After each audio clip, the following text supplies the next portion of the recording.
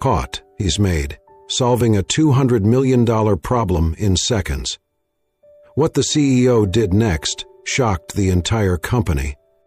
The city outside was asleep, blanketed in silence, but inside the penthouse of Ethan Cross, lights still burned. It was nearly 2 a.m., and the CEO of one of the most powerful tech firms in the country was pacing his study in frustration. The launch of a flagship project, one worth over $200 million, had ground to a halt. For weeks, the system had been malfunctioning. No one could figure out why. His engineers, consultants, even the best freelancers he could hire, none had found the answer. Time was running out, and so was his patience. In the quiet kitchen, Ethan moved to pour himself another coffee, but just as he reached for the pot, a faint, rhythmic clicking sound caught his attention. He froze. It was the sound of someone typing. He turned toward the hallway, the sound growing louder as he approached the study. No one should have been in there, certainly not at this hour. He pushed the door open, and there she was, Lily, the new maid, blonde, young, polite, and quiet. She had been working at the penthouse for just under 2 weeks. Ethan had barely exchanged more than a few words with her, but now she was sitting at his desk, typing furiously, eyes fixed on the glowing screen. "What the hell are you doing?" Ethan's voice cracked through the silence, sharp and commanding. Lily jolted upright, her hands flying away from the keyboard. She looked like a child caught somewhere she shouldn't be. I'm sorry," she stammered, stepping back from the chair. I didn't mean to." "You're not supposed to touch that," Ethan said, moving toward the desk. His expression was unreadable, but his voice carried an edge. "I know, I really am sorry," Lily said quickly. "I just saw something that looked wrong. I wasn't trying to interfere." Ethan leaned over the screen, annoyed, until his eyes scanned the lines she had touched. Then he stopped. The section she had been working on had plagued his team for weeks. Somehow, in just minutes, she had corrected it. Not only that, but the structure, her changes. They were clean, elegant, flawless. His fingers hovered over the keyboard. He double-checked, triple-checked. She was right. His mind reeled. "How did you even know what you were looking at?" "I studied computer science," Lily said, her voice quiet. "A while ago. I had to drop out." Ethan stared at her. "Where?" he asked. "MIT," she replied. "But I didn't graduate. My mom got sick. We lost our home. I took whatever work I could find." There was no pride in her voice, just fact. Ethan looked at her again, really looked. She didn't just fix a problem. She saw something his team of engineers had missed for weeks, and she had done it without asking for anything in return. Lily stood there, her hands clasped nervously in front of her. "I didn't mean to step out of line. I'll leave now if you want." He didn't answer right away. He was still staring at the screen. "You rewrote that entire function," he said eventually. "That one mistake was costing us a fortune." Lily shifted awkwardly. "I only changed a few things. I didn't mean to touch anything important." Ethan let out a breath and slowly turned toward her. "You just saved a multi-million-dollar project." Her eyes widened. "I did?" He nodded once, still stunned. "I'm sorry," she said again, voice trembling. Ethan shook his head, this time more slowly. "Don't apologize."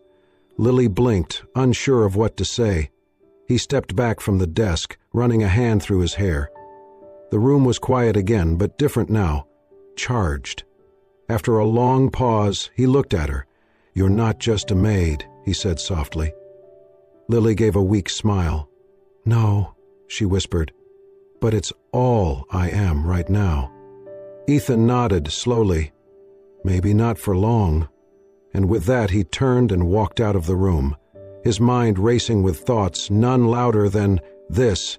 He had just witnessed something extraordinary, and he had no intention of letting it go unnoticed. Ethan Cross had made his career reading people. He could spot arrogance disguised as confidence, mediocrity hidden behind flashy degrees, and ambition fueled by nothing but ego. But Lily Brooks, she was a puzzle that refused to be solved at a glance. The next morning, while the city below buzzed with suits and stress, Ethan sat in his office with his assistant's report in hand. There was little to find. No college degree, no official certifications, few short-term jobs, waitressing, retail, janitorial work. Currently working for a domestic staffing agency part-time. She lived in a modest apartment on the edge of the city, in a neighborhood most executives avoided. But one detail stood out like a red flag. Lily had once been enrolled at MIT, computer science, top 10% of her class, then withdrawn. No reason listed. That alone explained everything, and nothing. Later that evening, Ethan found her wiping the marble stairs outside his study. She worked with focus, her hands swift but precise, as if even dust didn't deserve to stay where it wasn't supposed to be. "How long have you been doing this?" he asked casually. Lily looked up, startled to see him there. "Cleaning? A few years, on and off. And before that?" She paused, then gave a small smile. "School." "What happened?" he asked. She hesitated. "Life. My dad made some bad investments, lost everything. My mom's health declined, bills piled up. I dropped out to help," he nodded. "MIT, right?" Her eyes widened. "You looked me up?" "I look up everyone who touches my code," he said, only half joking. Lily gave a soft, resigned laugh. "It feels like a lifetime ago." Ethan studied her face. She wasn't bitter, just tired.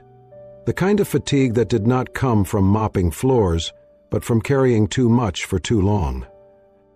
That night, after she left, Ethan opened a folder from a lower-level analyst team, one he knew she might come across while tidying his desk. Inside, he inserted a deliberately flawed snippet of code. It wasn't overly complex, but tricky enough to trip up someone without a trained eye. The next morning, the file was back in place, with one handwritten note tucked neatly inside. "Fixed validation loop error. Hope that's okay." No signature, just quiet brilliance. She had solved it in less than 10 minutes.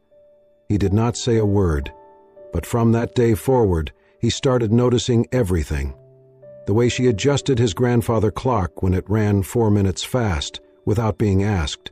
The way she organized the books in his study by subject, then by author. The way she paused for a moment when passing his late mother's photo on the hallway table, gently wiping the frame as if it mattered more than the glass beneath it. She was invisible to most, but Ethan saw her, and it was becoming harder to look away. Not just because she had a rare intellect, but because she never acted like she did. In a world full of people who demanded to be seen, Lily hid her light under layers of humility and survival. He caught her once, humming softly while folding laundry, completely unaware that he had been standing there watching her for nearly a full minute. There was something heartbreakingly serene about her, like someone who had made peace with the fact that no one would ever applaud her. That night, as he sat alone in his home office, staring at the latest crash report from the development team, his mind wandered back to the line she had written just days earlier. Not just the correction, but the confidence behind it. She had seen what 10 senior engineers had missed, and yet here she was, scrubbing sinks and emptying trash bins. Ethan leaned back in his chair and whispered aloud, "You don't belong in that uniform." But he knew Lily wouldn't be the one to take it off. If anything were going to change, it would have to start with him. Ethan Cross was not a man who believed in luck. He believed in systems, structure, testing, and data. And right now, the only data point he could not fully explain was Lily, so he began running his own tests. Quietly, subtly, he continued slipping coded puzzles and logic traps into files she might stumble across during her cleaning shifts, sometimes left open on his screen, sometimes half buried in a pile on his desk. They weren't easy. Each one grew more advanced than the last, and every time, without fail, she solved them. Each correction came with the same humble pencil note written in the margin. "Not sure if this helps, but maybe," or "Sorry if this is wrong, just a thought." She'd never signed her name, never claimed credit, never asked questions. She just helped. Ethan stopped trying to convince himself it was coincidence. He started staying home more often, citing remote meetings or late-night reports. But in truth, it was because he had begun looking forward to the soft knock on his office door, or the quiet way she'd refill his coffee without needing to be asked, or the quick, almost apologetic smile she gave before vanishing down the hall. Sometimes he would manufacture little reasons to interact with her. "My printer's jammed again. Could you bring another notebook? The ones with the grid paper?" The coffee maker's acting up. She never questioned why a billionaire CEO needed so much assistance with mundane tasks. She just nodded, stepped in, and somehow made it all work. One night, Ethan sat at his desk reviewing a team diagnostic report. The entire back-end system was still unstable. His lead engineers were blaming corrupted modules, but no one could agree on the source. He heard Lily enter quietly behind him, wiping a table near the corner. She glanced briefly at his screen and paused. Ethan, pretending to read, didn't say a word. Then, softly, she spoke. "I think it's not the code." Ethan looked up. "Excuse me?" She stepped closer, almost hesitant. "The issue, it's probably not in the code itself, it's how the data's being routed. Something's clogging the flow between the security module and the data cache. It's like a traffic jam caused by too many verification calls." He stared at her. That exact hypothesis had been floated and dismissed in the first week of analysis. His entire engineering team had moved on to other theories, but Lily had said it with a kind of quiet certainty that demanded attention. "You're suggesting the bottleneck is in the access permissions queue?" he asked carefully. She nodded. "The more layers of encryption you add without restructuring the priority, the more likely the calls stack and time out. The system starts blocking its own progress." Ethan turned fully toward her now. "How do you know that?" Lily flushed. "I built a system like that once, in school. It froze up under load.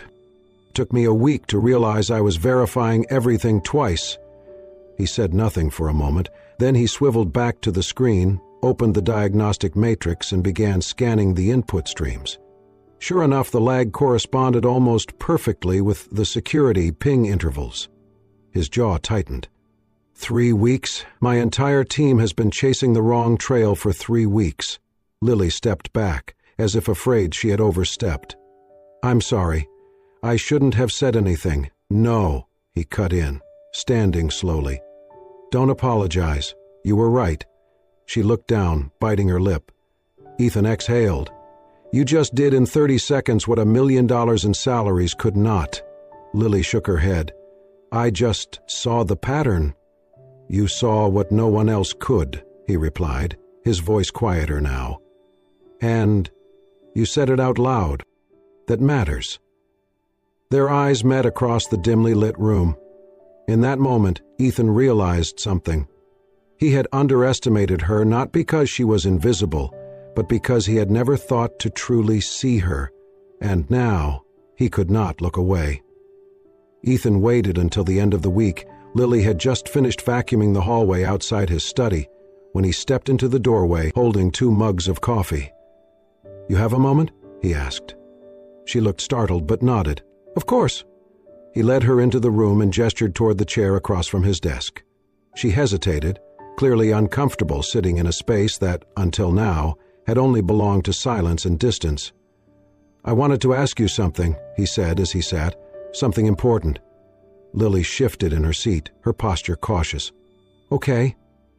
I'd like you to consider working with me, not as a cleaner, as a technical assistant. Temporary, flexible hours. Just help me troubleshoot some things you already understand better than most of my engineers." She stared at him, stunned. "You want me to work for you?" "You already are," Ethan said with a soft smile, just without the title. "Or the pay."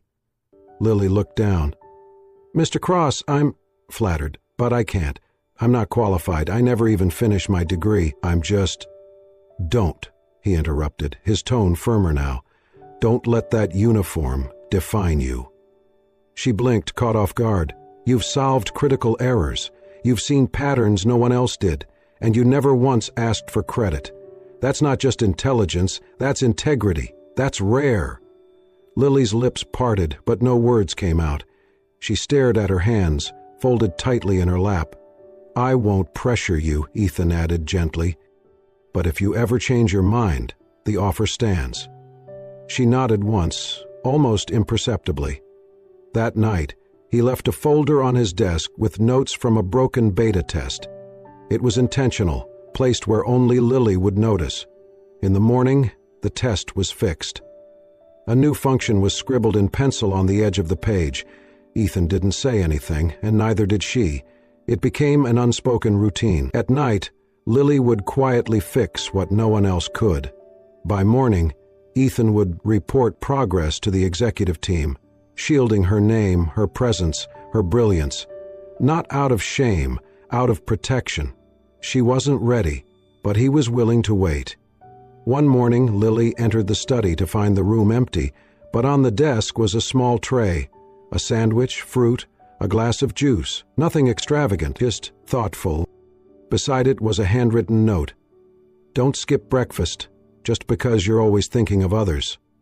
She smiled, truly smiled, and for the first time in a long while, her hands trembled, not from exhaustion, but from something warmer, gratitude, and the faintest shimmer of hope. She ate in silence. That night, she left a sticky note on the edge of the laptop. "Thank you, it was perfect." Ethan found it hours later, and something in him shifted, not because of what she wrote, but because she had finally written back. The tension in the boardroom was thick, almost electric. Ethan stood at the head of the long, gleaming table, flanked by department heads and senior engineers, each more impatient than the last.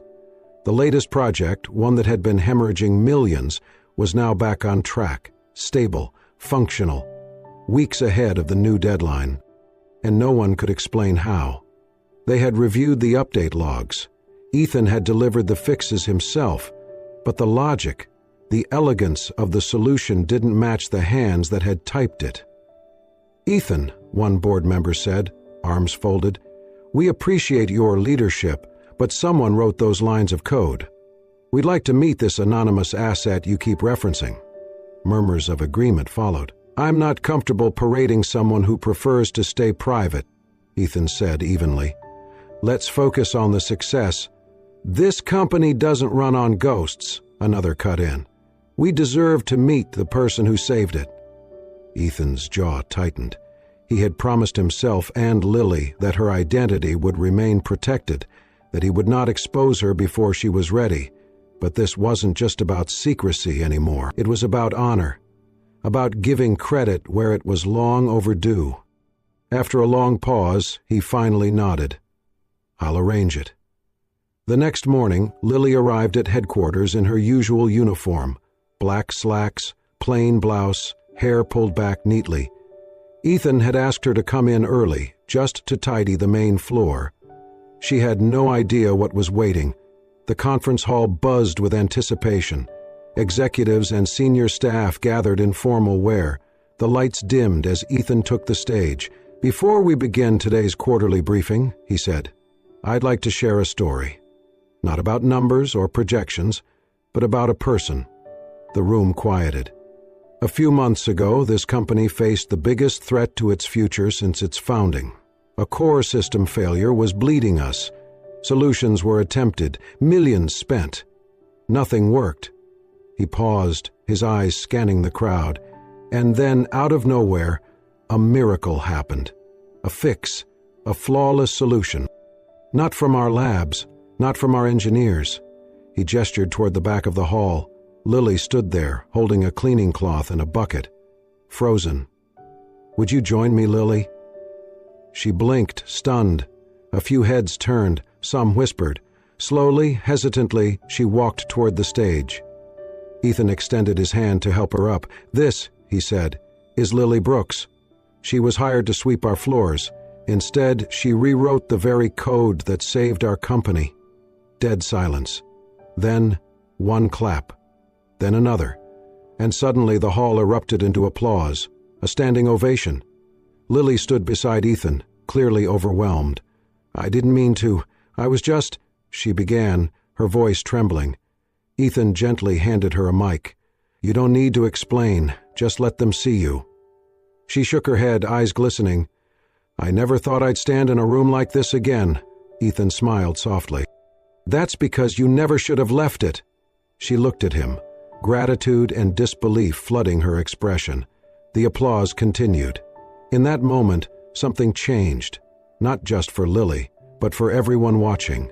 The lines between hierarchy and humanity blurred. A girl who once cleaned their windows had become the reason they still had jobs. And the man who brought her forward? He wasn't just the CEO anymore. He was something more. It had been a week since the day Lily's name echoed through the conference hall like a thunderclap. Since then, reporters had called, offers had poured in, universities, companies, even venture capitalists had reached out, everyone wanting a piece of the genius who had saved a $200 million zero-cents project from collapse. But Lily remained grounded, continuing her quiet routines, staying out of the spotlight as much as she could, until Ethan called her into his office. "MIT reached out," he said, sliding a letter across the desk. "They're offering to reinstate your scholarship." Lily stared at the envelope, unmoving. "They'll even give you credit for prior coursework," he added. "You could finish your degree in under 2 years." She smiled faintly, but the hesitation in her eyes was immediate. "I can't go back," she said softly. "Why not?" "My mother," she replied. "She's stable now, but not well. If I leave town, there's no one to care for her. I won't leave her again." Ethan studied her, then nodded. "Okay." She looked at him, surprised. "Okay, I understand," he said simply. "But just know, when you're ready, the door is open." She left the office with the letter in hand, unsure whether to feel grateful or disappointed.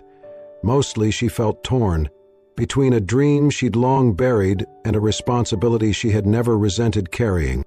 2 weeks later, Lily received a call from the care center. "Your mother's new specialist is starting this afternoon," the nurse said. "Also, a private care nurse has been assigned to her, fully covered." Lily froze. "What? I didn't arrange that." "It's already been approved," the nurse replied. "Anonymous sponsorship." That night, Lily sat beside her mother's hospital bed, watching her sleep peacefully. The stress that had once creased her mother's forehead had faded, replaced with a serenity Lily hadn't seen in years. She knew there was only one person who could have done this. The next day, she stormed into Ethan's office without knocking. He looked up, surprised by the urgency in her eyes. "You paid for my mother's treatment," she said. He didn't deny it. "She deserves the best care." Lily's voice cracked. "You should have told me." Ethan stood, walking around the desk. "Would you have accepted it if I had?" She swallowed hard, her hands shaking. "Why? Why are you doing this?" "Because you deserve a life, Lily. A real one," he said, his voice low, steady. "Not just surviving, not just hiding. And because—" He hesitated, then took a step closer. "I want to see you shine." Tears welled in her eyes. She had spent so long being invisible, so long proving herself quietly, with no one noticing, no one caring, and now here was a man who saw her, completely. Later that night, Lily returned home and found a small box waiting on her desk. Inside was a sleek, brand-new laptop, elegant, lightweight, state-of-the-art. On the keyboard sat a folded note, handwritten in neat script. "This is the first keyboard to ever save $200 million, 0 cents. Thought it belonged to you." She smiled, tears sliding silently down her cheeks. Not just because of the gift, but because of what it meant. She was finally free to choose her future. And for the first time, she truly believed she had one. Lily walked through the gleaming halls of the R&D department like a shadow in sunlight, quiet, focused, and deeply present.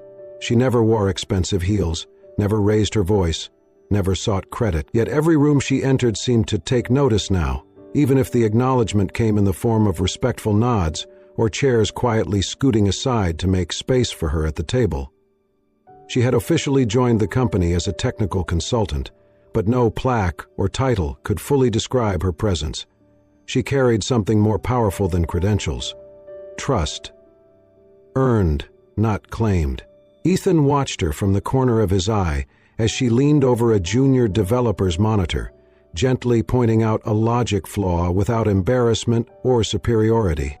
The younger woman smiled in gratitude, nodding eagerly. She belonged here, he thought, and the world was finally beginning to see it. One morning, Ethan approached her desk with a printed agenda in hand. "You're presenting with me next week at the West Coast Tech Innovation Summit," he said. Lily looked up, startled. "Wait, what?" "You heard me," he said, a subtle grin playing on his lips. Her eyes widened. "I've never spoken at anything like that." "You've never needed to," he replied. "But now you do. You'll be speaking alongside me, not behind me." Lily stared at the agenda. Her name was listed right below his. She hesitated. "What if I say something wrong?" Ethan tilted his head. "Then we'll fix it together."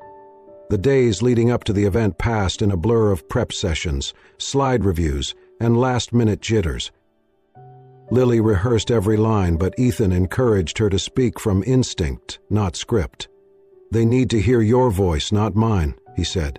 "They've heard me talk 100 times." On the day of the summit, Lily stood backstage in a simple navy blue dress and flat black shoes. Her hair was pulled back neatly, her hands trembling slightly around the flash drive in her pocket. Around her buzzed a sea of sharp suits, cocktail dresses, camera crews, and glossy name tags, but she wasn't here to impress. She was here to be heard. Ethan stepped onto the stage first, welcomed by applause and a glowing screen behind him. He delivered a powerful address on hidden innovation, the kind that comes not from loud rooms and loud people, but from quiet resilience and quiet brilliance. Then he turned to the side, smiled, and extended his hand. "And now," he said, "I'd like to introduce someone whose impact you already feel, but whose story you've yet to hear." Lily stepped into the light. At first the room went still. She didn't look like a typical speaker. No power suit, no flashy slides, just clarity. She stood in front of the mic, took a breath, and began. Her voice was soft but sure as she walked the audience through the architecture of the system she helped repair. She didn't dwell on code alone. She spoke about human patterns, about how broken systems often mirrored broken communication. She explained how she approached problems not just as puzzles, but as stories. "I believe good software shouldn't make people feel small," she said. "It should feel like someone's listening." The applause was slow at first, then thunderous. Backstage, as the lights dimmed and people began moving toward the next session, Ethan met her in the wings. She looked dazed, unsure whether to laugh or cry. "You did it," he said simply. "I thought I'd faint," she replied. "But you didn't," he smiled, taking her hand. He looked down at her, fingers laced in hers. "No one knows," he said quietly, "that the woman in the simple dress today once cleaned the floor of this very room." She stared at him. "And yet," he continued, "here you are, rewriting what it means to belong." Lily's throat tightened. "Thank you for not letting me stay invisible." Ethan leaned in, voice low. "I couldn't. You were the only one I saw." In a building filled with visionaries, with lights, sound, and thunderous applause, for Ethan Cross, there was only her. The auditorium shimmered beneath a canopy of gold and silver lights, casting a warm glow over the sea of elegantly dressed guests gathered for the prestigious Innovators of the Future Gala. It was the kind of night where history felt close, etched into the air, waiting for the right moment to descend. The stage sparkled with polished marble, and the screens behind it scrolled through the names of nominees, each one brighter, louder, more decorated than the last. But tucked quietly in the back row, almost invisible in the grandeur, sat Lily Brooks. She wore a midnight blue gown, simple, timeless. Her blonde hair was pinned back in a soft twist, revealing a face both nervous and luminous. She looked less like an industry icon and more like someone who had wandered into the wrong room, but Ethan, seated beside her, knew better. He had never been more certain that she belonged anywhere she chose to be. She hadn't prepared a speech. She hadn't expected her name to even be mentioned. To her, the nomination alone felt like a miracle she would cherish and let pass without expectation. And then the presenter opened the final envelope of the night. The award for Most Influential Young Innovator of the Year goes to, a pause, smile, Lily Brooks. The room hushed, just for a moment, as if the air itself was stunned. Lily sat frozen, her breath caught. She didn't move until Ethan reached over and gently squeezed her hand. "Go," he whispered, voice low and certain. "This moment is yours." She stood slowly, her knees trembling beneath the soft fabric of her dress. As the audience erupted into applause, she made her way down the long carpeted aisle, each step echoing with memories of floors once mopped and code once written in secret. When she reached the stage, the host stepped back respectfully, and she stood at the podium with a look that hovered between awe and disbelief. The lights hit her face, but she didn't squint. She steadied herself. And then she spoke. "I never thought I'd be standing here," Lily began, her voice fragile but unwavering. "For years I hid, behind mop handles, behind excuses, behind fear. I used to believe that brilliance needed a title or a degree to be seen." She paused, searching the room, as if speaking to the version of herself who once worked quietly in shadows. "But sometimes," she continued, "brilliance looks like staying up late to solve something no one asked you to. Sometimes it's doing the right thing, even when no one's watching. Sometimes it's just having the courage to try one more time." A stillness settled across the room. Then came a wave of soft, heartfelt applause. She swallowed back tears. "But I didn't do this alone," she added. "Someone saw me before I saw myself. Someone believed I belonged in the light, even when I wasn't ready to step into it." She glanced toward Ethan in the audience, and for a second, her heart stopped, because he wasn't in the audience anymore. He was walking onto the stage. Dressed in a classic black tuxedo, Ethan Cross moved with quiet confidence, one hand behind his back, the other casually slipping into his pocket. Lily blinked in confusion. "Ethan?" she said softly. He stood beside her now, smiling. "You saved our systems," he said. "You saved this company. You've saved jobs and futures and an entire legacy." Then, gently, his voice shifted. "But more than that, you saved me." He pulled his hand from behind his back, revealing a small velvet box. "You didn't just fix broken code," he said, opening it slowly, the soft glint of a diamond catching the stage light. "You fixed something in me that I didn't know was broken." A hush fell over the entire room. "Lily," Ethan said, his voice steady and full of quiet emotion. "Will you marry me?" Lily gasped. Her hands flew to her mouth, tears springing to her eyes as the world faded around her. She could only nod, over and over, before finally whispering the word, "Yes." The audience rose in thunderous applause as Ethan slipped the ring onto her trembling finger. She threw her arms around him, laughing and crying all at once. In that moment, beneath the lights and cameras and the echo of celebration, there was no company, no crowd, just the girl who once swept the floors, and the man who had always seen her shining. The next morning, headlines lit up, "From Code to Commitment, the maid who saved a company and captured its CEO's heart."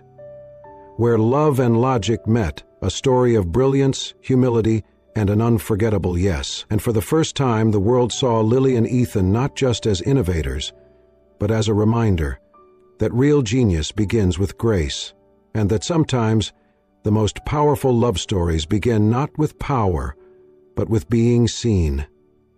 Thank you for watching this unforgettable journey, from silent brilliance to spotlight, from quiet resilience to a love that changed everything. Lily's story reminds us that sometimes the greatest minds aren't found in boardrooms, but behind the scenes, and that love, when it's true, sees beyond uniforms, titles, and expectations. If this story touched your heart, please don't forget to like, share, and subscribe, where we bring you emotional tales that inspire, heal, and remind you of the quiet power of kindness and courage. Until next time, keep believing, because even the smallest voice can rewrite the biggest destiny.